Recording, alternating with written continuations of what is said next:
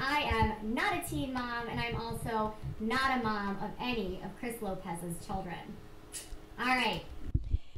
Do you think she would as happily have said the same thing if she was talking about that dude who was her friend first?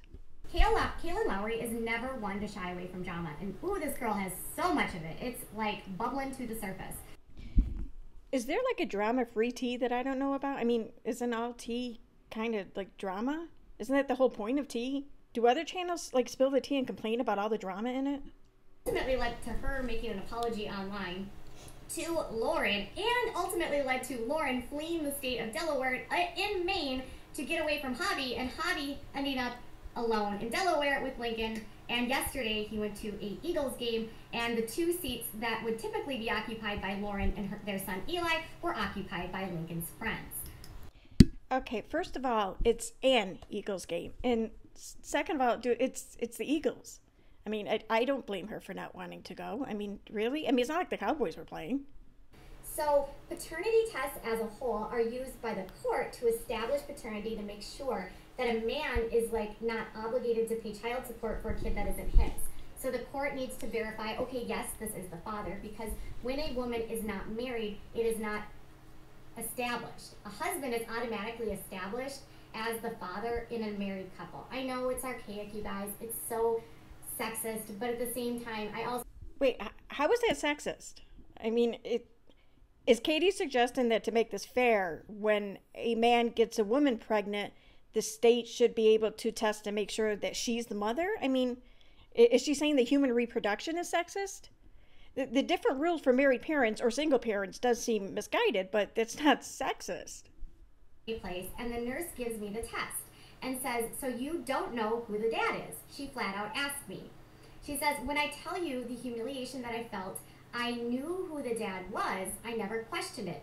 That was never a question in my mind. Yes, I know there are women who lie about who their kids' fathers are. I know women who have lied. I know that but that wasn't me. I'm not that type of person. So I can understand her feeling humiliated, but at the same time, I'm guessing that this is a standard question that a nurse might be asking, perhaps not as tactfully, although... I'm not sure this is a standard question for a nurse to be asking, though. I mean, it's obvious that for whatever reason, paternity needs to be officially established by the fact that the mom is there for the test to begin with. It isn't the nurse's business, though, on why this needs to be established. Like, if it's because of confusion over who the dad may be, or if it's because it's court-ordered, it doesn't change testing procedures. So I'm not sure why the nurse asked this question, other than to kind of throw a dig out there. Who knows? But there's probably a lot of women that walk into this clinic that have no idea, and so they do the paternity test. So while it might have felt insensitive to her by the nurse, I'm guessing she took it personally, not because of what the nurse said, but because of how Chris treated her. Because she, in her heart, knew that this was the only person that she had been with, and therefore the only possible father for her kids. So then that anger and upsetness towards Chris is then projected on the nurse, which I notice happens a lot with Kailyn. She does a lot of projection. I get it, Kailyn, you've had a hard life. Okay, she then went on. Oh, I didn't realize Katie grew up with Kailyn and knows exactly what kind of life she's lived all these years.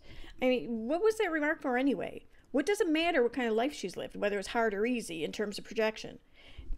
Do those with easy lives tend to project more, or do those with hard lives tend to project more? What are we using in terms of measurements when determining if a life was hard or easy? I mean, this little lash out here tells us much more about Katie than it does about Kailyn. But generally speaking, when you buy a new house, moving right away, unless you rent the property, is going to put you in a tax predicament. So I feel like Kailyn needs some financial advice here of, before making impulsive decisions to move, perhaps thinking about what the long-term consequences are and the financial aspects and penalties when you buy a house. You generally don't buy a house thinking you're going to move in a year or even 5 months or right away, right? Once you sign on that dotted line and you owe that mortgage lender money, if you sell that within the first few years, you can get taxed.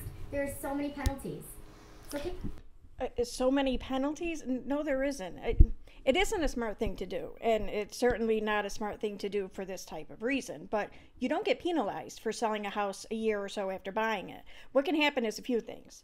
There hasn't been much of a change in the housing market, so you're unlikely to make any kind of profit, or worse, the market took a hit in that time frame, and breaking even may not even happen. Or you are able to make a profit, but because it's been under 2 years, your capital gains tax will be higher, especially if you're in a higher income tax bracket. The earlier you sell the house, the less eligibility you have at keeping more of your profit. After two years, though, not a few, but after 2 years, you're eligible to exclude $250,000 in capital gains, which for most people means they won't pay any taxes on their profits. These aren't penalties, though. Okay, now I'm on the Kim Kardashian video. But one thing in particular that she talked about, which I thought was interesting, was about Kanye West and how Kanye's decision to fly to Paris when he saw a photo of her made me think, whoa. All right. Okay, I know this is petty, but that's literally not normal. I mean, the use of literally is kind of redundant in this sentence because, I mean, there's no mistake of this being taken metaphorically or figuratively. So, I mean, for someone who writes for a living, you'd think she'd understand words a little better. So in the interview, she talked about how Kanye has played this huge role in her outfit decisions. Now, this has been something that she hasn't been shy about talking about. In fact, this has been sort of this ongoing thing with them. He basically revamped her entire look when he met her, and she thinks it's because he loves her, and I call it controlling. But this quote from the interview had me scratching my head. And the Armchair Psychologist rears her delusions of grandeur. Kanye flew in because he didn't like my outfit. So he flew in from his tour to style me. He saw a picture of my outfit and said, "I'm on the next flight." Okay, whoa, that's not normal. Now, some of you... Wait, says who? I mean, my husband flying to Paris or whatever to pick out my wardrobe is absolutely crazy. However, if my husband and I had their money and my husband was a fashion designer, it wouldn't be at all crazy. Said, well, she was in Paris, you know, showing his line and dressing in his clothing, and so he wanted her to look a certain type of way, but I'm still like, he was in the middle of a world tour. Wait, well, so she was in Paris as a representative of her husband's fashion or clothing line, and you think it weird of him to want his product advertised a specific way. What if it wasn't his wife but was an employee, like some model? Would it be weird then? I mean, he was on tour, right? So she was probably trying to help him out and cover Paris for him while he was traveling and performing. If he wanted to then be there himself and felt he should be there and felt he was able to be there during his tour, so what? Does he not have the right to care about his brand? Saw a photo of his wife, got on a plane, and went there to change her. Wait, what? He went there to change her or change her clothes? Again, I think Katie is making comments that tell us much more about Katie than the person she thinks she's talking about. Making her look better and more to do with wanting to control her. I mean, controlling men, that's like the #1 thing they start with is criticizing what you wear and telling you how to look a certain type of way. I mean, even last season, he was literally getting in a fight with her about a dress she wore for the Met Gala, telling her constantly that he doesn't like how she dresses, how she needs to dress more demure, she needs to dress less scandalous, that she's a mom. Okay, for granted, no one should try and tell someone how to dress for reasons of jealousy or whatever, but we aren't talking about someone who wears a low-cut top from time to time. I mean, this is Kim Kardashian. This is someone having a normal reaction to an extreme situation. I'm not saying he's correct in his reaction. I'm just saying that it might be a little understandable. She needs to be more covered up. And it's clear that he has been directing how she looks since they've been together so that he can sort of mold and control her look. This is odd to me. He's in fashion, I understand, but at the same time, that's all the levels of controlling. But this is the thing that happened in the beginning of the relationship. She said this. I always thought that I had really good style until I met my husband and he told me that I had the worst style. Okay, what? His comment is, you have the worst style when you first met and you still dated him. I would so be not okay with that. She said, he was really nice about it and he cleaned out my whole closet. I probably had 250 pairs of shoes. When we were done cleaning it out, I had 2 pairs left and I cried. Okay, yeah, that would be it for me. He'd be gone if he tossed any of my shoes, let alone 248 pairs. But regarding the rest of it, he's a designer. And if we're being honest, her style wasn't for everyone, though I did like her style. I liked it more then than I do now. Maybe what Kanye is guilty of is being a shitty fashion designer. So a guy that you're literally just dating goes into your closet and completely removes at the initial sight of her empty closet. She actually had a positive attitude. She said she wanted to learn. I wasn't offended when he said that. When he did that, he wanted to teach me. He wanted to teach you. What is he, your guru? Oh, so spouses aren't supposed to teach spouses things? Like about their profession or their tastes, their likes? I mean... Like, I can't imagine under any circumstances being involved with a guy and him being like, I really hate how you dress and I don't like what you wear, so I'm going to take out all these clothes and my people are going to show up and we're going to put in all the stuff that I want to see you in. And by the way, I'm doing this to teach you because you are so inept with your fashion. You are so horribly uncreative and incapable of putting together ensembles. Okay, women kind of do this all the time, I want to say, but I guess I could be wrong. But I mean, every couple is different.